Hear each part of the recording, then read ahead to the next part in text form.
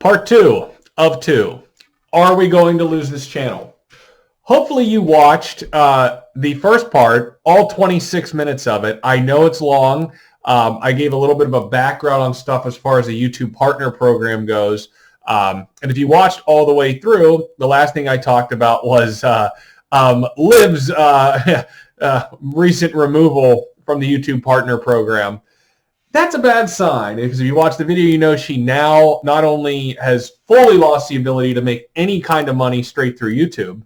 The only way she can make money now is through third-party sources like Patreon, anything outside of YouTube. She can't do any ads, channel memberships, super chats.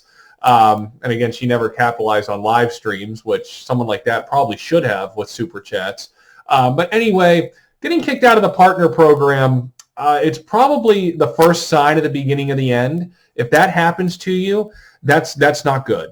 That means that, well, you've lost so many features. You lose something like the copyright match tool, which is something I'm going to talk about later. You lose the ability to contact support, partner support, the live chat, which I talked about last video.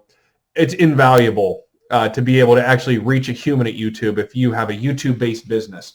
Keep in mind, this is a person that used to make, 1 year ago today, was making $4,000 or $5,000 a month in ad money, but threw all that to the wayside because of laziness, not caring, not looking at you, not bothering to learn about YouTube, not taking our advice here, or bothering to listen to anyone else that gives YouTube creator advice, like a great tool like vidIQ, that awesome channel that we watch. No, just no care in the world. And now wants to ask people for money when she had the opportunity to make $5,000 a month from ads. Wish we could make that kind of money from ads, but maybe someday down the road. Now, she never should have been able to make that in the first place because her content was not advertiser friendly. But that's a whole another thing I've talked about before. The question at hand, are we going to lose this channel? I mean, the answer is you never know. There's no way I can guarantee that one way or the other. I figure I'd give a direct answer. If you watched the last video, you know that I do everything in my power to ensure that there isn't any problems here. I can't foresee any reason why we would ever lose this channel, why anything would happen. We're so established now. We've been through all the roadblocks. We've learned and done everything we've needed to do. However, YouTube changes all the time. You know, with the spring of 2018, like I mentioned last video, when Goots got whacked, when things like that happened, that was YouTube taking its existing policies and really tightening them down, really enforcing them to clean things up and make an example out of people as to what they were going to allow moving forward. So all these channels terminated like that.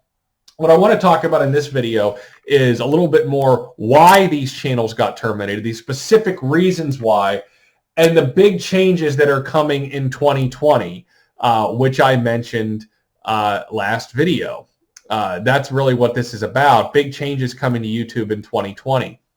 So there are 3 reasons that a YouTube channel will be terminated. 3. Okay, now with 2 of these 3 reasons, there are subsections as to what exactly happened to trigger those 2 reasons.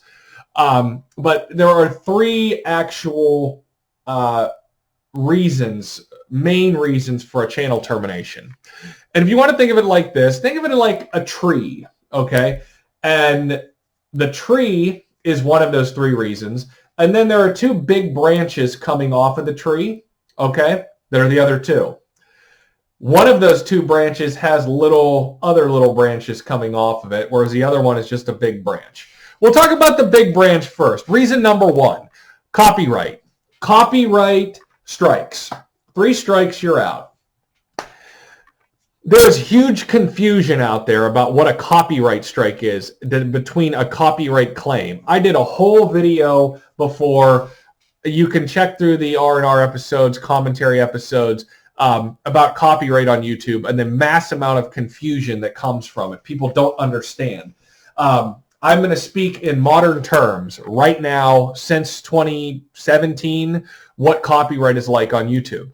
Back in the day, copyright strikes happened all the time. channels, DID channels, if you went back 10 years ago from now, 10, 12, 13 years ago, channels would get removed for copyright all the time. That does not happen anymore. A DID themed channel has not been removed from YouTube for copyright violations. Well, not one of the real scene uploaders, the people that you guys are familiar with, the channels that got terminated last year and a half. None of them got terminated for copyright. Okay. In order for a copyright strike to happen, someone has to fill out a takedown request form on your video. The major copyright holders will no longer do that because YouTube has the Content ID system. That is the system that identifies the content as you're uploading it. So as soon as the video is done, it'll say there's a claim on your video. You can't monetize. You can't. This company's tracking it. Those are not strikes. Even if now before 2017, if you uploaded a video and it was blocked worldwide from the Content ID system, if you did that multiple times, you could get strikes before 2017. Since then, that is not even a thing. There were some channel creators who that would happen to. They'd upload blocked content and they'd get strikes and get removed. That's not a thing anymore. Copyright strike and Content ID are totally separated. So in order to get a copyright strike on your channel, you have to fill out a request. Now, the only way copyright strikes happen on YouTube, and they still do happen, is basically freebooters. Okay, freebooters are the people who download Kidnapper's Corner episodes and then re-upload the Kidnapper's Corner episodes onto their channel. Someone who steals another YouTuber's video, that's a freebooter. That's someone that will lose their channel from copyright strikes because now all YouTube partners, as I mentioned before, have something called a copyright match tool. This came out a while back, but now everyone has it. So all you have to do if you're a YouTube partner is go to your creator studio, go to the copyright section, and you will see all of the videos that match your videos that somebody else has downloaded and re-uploaded. And you fill out a smaller form, actually. All you have to do is fill it out once, and it saves your settings. And then all you have to do is just click check boxes, all these videos that have been copied of yours, and then click remove. And the copyright strikes will go out very fast. The videos will be removed. You got to review and make sure, it's accurate and everything. But freebooters, no more. I have had, just since that tool came out, I had like a dozen videos removed, several freebooting accounts closed, and if every YouTube partner goes through and does that, deletes all these freebooted videos of theirs, so many of these spam garbage accounts will be cleaned up. And that's how you get a strike put on someone that steals your YouTube video. And people have no incentive to do that anymore because back in the day, you could steal someone's YouTube video, make a whole channel of stolen YouTube videos and get in the partner program and run ads on them and make money. Can't do that anymore because Copyright Match Tool will have you whacked before you get to that level. And even if you did go for a review, YouTube would see you're a freebooter and they wouldn't let you in the program. So there is no more piracy monetary incentive on YouTube. You can't get away with it anymore. So that's a good change that YouTube has made. Freebooting thieves have been put on notice. So DID theme channels, copyright strikes, not anymore, except for Underwear Sniffer Dave, who I have had dozens of his channels terminated for freebooting my videos, copyright strikes. But as far as the scene uploaders, just uploading a clip from something, copyright strikes are not going to happen anymore. Copyright claims, and that's it. No more channel terminations, copyright. It's been that way for a solid 3 years, but really going back to before the Content ID system ever existed. So if you see a DID theme channel getting terminated, don't go, oh, copyright. Oh, they took the copyright holder or whatever, had them shut down. No. And YouTube cannot take any action by themselves on copyright, not through copyright strikes. The person who owns the content has to make that action. So copyright is pretty much irrelevant when it comes to DID scene uploaders, DID theme channels. It's just not a factor. That's not to say something couldn't happen that, well, someone would try and, these Content ID, these major copyright holders, they just don't do that. They work through the Content ID system, which cannot result in strikes. They've been instructed to do that by YouTube, to use that system to monetize their content as opposed to getting channels terminated for showing scenes and stuff. And they can put settings on it. If you show too much of this scene or whatnot, then we'll block it. and then it can't be shown, but the person doesn't get penalized for doing it. So that's reason number one, copyright, but it's virtually irrelevant on here. There's two other reasons. Community guideline strikes, okay? Now, that's a broad term because there's all different kinds of community guidelines. Sex and nudity violations. This is what almost, if you look at a DID scene uploader channel that has been terminated, if you look through it, you will see that virtually every single one of them has been terminated for multiple or severe violations of YouTube's sex and nudity policy. If you click on the channel, if you're still subscribed to it after it's been terminated, it'll say that in an underscored red line at the top. They're almost all sex and nudity violations, the scene uploaders. Are they really uploading scenes with sex and nudity in them? Honestly, I don't think so. Not most of them anyway. I think that is kind of this robotic glitch that these scene uploaders can't fight. I think that's a big thing that's happened. So you have the sex and nudity violations. You got graphic violence violations, cyberbullying, child endangerment, promoting dangerous activity, things like the challenges.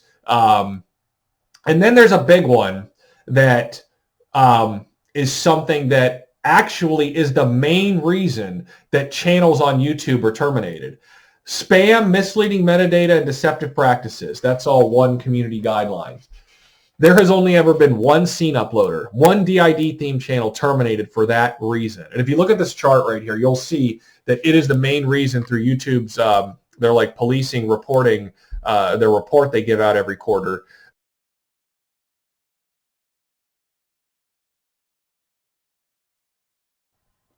You will see that the spam, misleading metadata, and deceptive practices are the largest part of the pie when it comes to channels getting terminated, with like the sex and nudity and graphic violence being like 15% apiece, but like half of channels are for spam.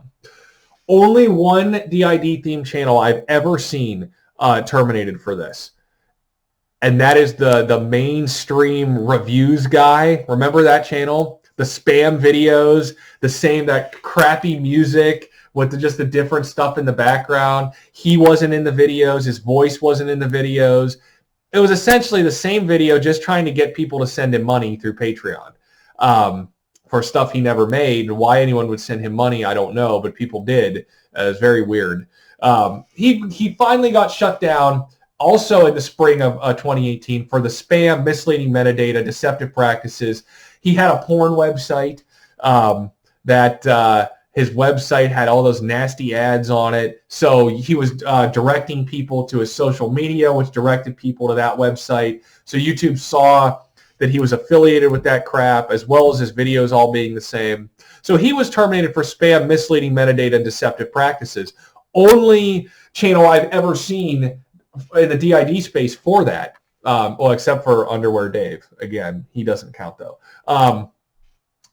So these are all the community guidelines violations. Again, almost every channel, if you go to it, it will say sex and nudity policy. Almost every one. The reviews guy was the only person not to fall into that. Now, I said there's 3 reasons. We just covered 2. Copyright, community guidelines. These are the branches on the tree, okay? The tree is the 3rd reason, and I mentioned this in the last video, okay? This is what it all comes down to, that the copyrighted community guidelines are part of. Terms of service. Nobody reads the terms of service when they sign up. YouTube's terms of service. And the reason I bring this up now is because as of time I'm recording this, it's December 8th. On December 10th, YouTube is going to be updating its terms of service for the 3rd time this year. Terms of service are always changing. They make things clear. They add this, that, whatever. Does it really affect how YouTube is ran and what channels they terminate and whatnot? So I've only ever seen one channel terminated for terms of service violation. It was in the spring or summer of 2017. So I don't even know what the terms of service said back then. Like I said, they've changed 3 times this year already. And that channel was the original HOM Factory. The original factory. His channel, I still have subscribed to, if you click on it, it says violating terms of service. What does that mean? I don't really know because there's a lot of stuff in the terms of service. Like I said, you're not even allowed to be on YouTube if you're under the age of 13 by the terms of service. That's just one thing. Some changes going into effect right now, okay, are YouTube has a little section that says if your channel is a threat to the users, tarnishing, it can cause damage to a user. It tarnishes YouTube's reputation or any of its advertisers. If there's anything like that that's causing them to think that your channel is a bad seed, then they can terminate you. That's being added to the terms now. I think it's being added now. I'm pretty sure this has always been the case, though. They just never written it out. I don't think that they've ever said, well, you're damaging us, we won't do anything about you. I'm pretty sure they always would. They're just writing it out clearly. Okay, there's another thing they're adding in there, too, that has scared a lot of people about if something is not commercially viable, they can terminate it. People thought that meant that if they're not running ads on their channel, that they'll be terminated. What it really means is YouTube reserves the right to get rid of any features that are no longer commercially viable. And we've seen a bit of those over the years. Google Plus, anyone? Remember Google Plus? The tip jar? Oh, God. That thing was horrendous. Paid content. What about paid content? Do you remember that? Where you had to pay to watch a channel or pay to watch a video? Nobody did this because people just use Patreon. And now they have channel memberships and super chats to get rid of the tip jar and the paid content. But all kinds of stuff like that. Well, we lost a couple good things. The annotations on videos. A lot of people liked annotations. Those are all gone. Also, the ability to save audio tracks in the YouTube Audio Studio, that's gone. To favorite your audio tracks. That's something I used. That's a good feature that we lost. But YouTube is essentially saying that they can terminate any feature at any time if it's not commercially viable. So if they decided no more channel memberships, no more super chats, no more merchandise shelf, anything like that, they can just get rid of it. Get rid of it like that. They've done it before in the past. These things that aren't working out. The tip jar definitely comes to mind. Boy, is that thing stupid. So stuff like that. That's the terms of service being updated. Is this going to affect us? This update in terms of service, with it saying we reserve the right to terminate channels that are causing harm, whatever. Well, we're in the partner program. Like I said with Live.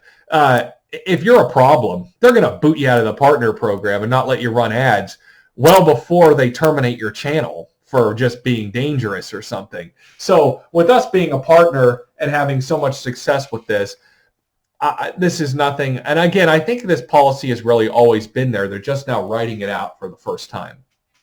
So someone that just got booted from the partner program, they could be possibly walking on eggshells here because you don't really know what's going to happen. They're the ones who are at risk, people who aren't YouTube partners. That's why that is so important to be one. So that's a terms of service. How is this changing in 2020? Why did YouTube just update the terms of service again? That has to do with something called Coppa. If you have been following anything related to YouTube recently, if you've listened to any of your other favorite channels, you may have heard about this. Back in the fall, just a few months ago, I guess, YouTube was fined almost $200 million by the FTC for collecting data from children under the age of 13. Again, these are people who are not supposed to be on YouTube at all. But there's those kids channels, kids videos, unboxings, family videos, family channels, stuff like that. YouTube is now requiring everybody to mark their channel as made for kids content or not. And you've gotten that alert on the top of your screen in the Creator Studio. If you're not making any videos, I highly recommend everyone go in there and put, no, I don't make content for kids. If you are making videos and you don't make content for kids, I would mark that. We've already marked ours. You can get fined. You can get removed. You can get maybe strikes. Nobody really knows what's going to happen with this. All I know is that I've changed our disclaimer now. I use the Mass Edit. I bought advanced TubeBuddy subscription for $20 to get it and mass edit our videos. edit our channel description to say suitable for people over the age of 13. A child by FTC standards is someone under the age of 13. We have never directed our content to people under the age of 13. We've never made content for people under the age of 13. And at this point, I'm kind of happy I never went with the animated damsels theme stuff, which I always wanted to do, like a Saturday morning damsels or whatever. I think that's what that mainstream distressor guy did for a while. Fortunately, I never went that route yet. We have our Highlander animated scene, but YouTube, it's very up in the air what is kids content and what not, and what isn't. Video game stuff, animated stuff, is that directed for kids? Because some kids play these video games like Fortnite. There's violence in it, and adults play it, but kids play it. What's kids content and what's not? Fortunately, I have never went down any questionable route yet. So we're not making content for kids. That's how we're identifying ourselves. I think come the beginning of the year when this goes into effect, there could be some haywire going on. There could be all kinds of problems with channels getting removed, getting their stuff flagged. And here's the thing. You're thinking to yourself, well, if I make content for kids and I market as content for kids, okay, so what? What does that do? They want to know if I'm making content for kids, and if I market as such, that's fine. Well, guess what? They can't collect data anymore. So targeted ads will be gone. Your monetization will go to the toilet. Targeted ads gone. No more community tab if you're directing towards children. No more comments in your videos if they're directed towards children. No more notification bell if your comment or if your video is directed towards children. No more recommendations, videos, channel recommendations. Your ability to grow is gone. They're sucking out all of the resources and tools that YouTube uses to promote you. If you're making kids content, you're going to lose basically everything, basically every feature that's going to allow people to interact with you, you to make money, to connect with your audience. It's going to be like all Patreon for these people. And who's going to pay to watch someone, watch a family or something? So these people are in big trouble, these family kids creator channels.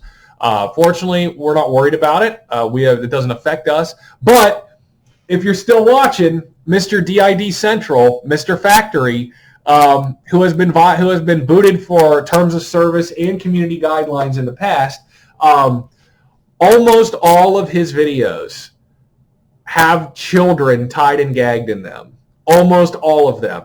Does that mean it's kids content? Well, YouTube's kind of up in the air on that, because if there's child actor, they gave like a list of factors. Child actors is one of them. Now, we've ran scenes with kids before. Young Scarlett Johansson, Jessica Biel, Jessica Alba. That doesn't mean that content is made for kids, because there's people of those, I think only Scarlett Johansson was under 13. But that's not a kid's movie. That's not a kid's scene. And he's not uploading sometimes he is uploading kids scenes. That's the thing. His channel, I'm not trying to make any assumptions about this guy, but it's pretty obvious his channel is based around, tied and gagged children. Again, if you upload scenes, and I plan on running a Young Damsels Week. Fortunately, I hadn't done that yet. I don't think that's going to be a problem when I do get to it. There's nothing wrong with running DID scenes with kids in them. Okay? Well, kids meaning, these teenagers typically, sometimes less than a teenager. There's nothing wrong with showing these scenes. Okay, some of them are great scenes, and if you're a DID fan, you appreciate the scene, and you're not, fawning over the young child, unless it's someone that's into children, which, when you have a channel that is nothing but scenes of gagged kids, I don't know, I don't want to point any fingers, but you can see his channel and how many scenes have gagged children in them. Again, if you were running a theme of good scenes, you did 5 episodes with, teenagers or whatnot, it doesn't mean anything. You're running good scenes, which I plan on doing someday, but when your whole channel is about showing tied and gagged kids, I don't know. This guy could be in some trouble, I would imagine. He's had his channels terminated before, and it's only a matter of time before it happens again. But with these guidelines changing, these terms of service, when it comes to this Coppa Act, all this stuff, I think that he's in more danger in 2020 than ever before. So that's some more of the changes coming with terms of service, with kids content, and it looks like we're gonna have another 26-minute long video here. I mean, I plan on doing another video here talking about our vidIQ audit from last year. Then we'll talk a little more about the kids content stuff. But that's something that's a major change coming in 2020. And who knows, maybe it lays an egg. Maybe YouTube doesn't start monitoring people so much. Maybe they figure out a new system for community tab and whatnot and not collecting data, and helps these people grow. I mean, YouTube's always making changes. 2020, I read Susan, the CEO's, I watched her video, quarterly update video. They're looking to bring in more advertisers for yellow dollar sign icon videos that aren't suitable for all advertisers, trailers for R-rated movies, things like that, trying to bring in more advertisers to help creators who all their content isn't the most advertiser friendly. They're going to have a new, they call it it's already been out, called a self-pilot program for creators to kind of review their own videos for advertiser-friendly guidelines.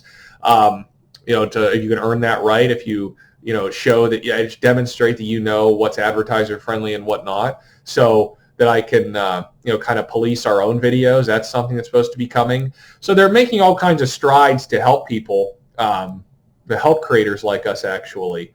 And there's just so that's kind of the way it is with this coming into 2020. There's always changes happening here, and you just have to be educated and learn about them and do what you have to do to protect yourself.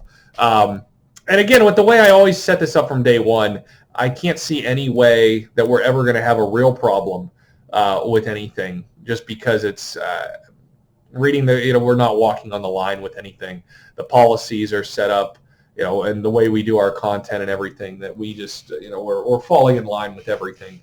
So losing this channel, I don't think so. I don't see how. And not with the ability to be a partner, to contact support, to be falling in line with all the policies, to have been here this long, to know what's going on, to have this much credibility as a channel that's pushing 25,000 subscribers. Almost every video's got the green icon on it. We're in a good place. So yeah, I guess be prepared for changes, but not all. I think I feel like there's been a lot more hype about all this stuff than what's actually going to come. Yeah, so that's it. Longer video than last time, unfortunately, but I'll talk to you guys soon.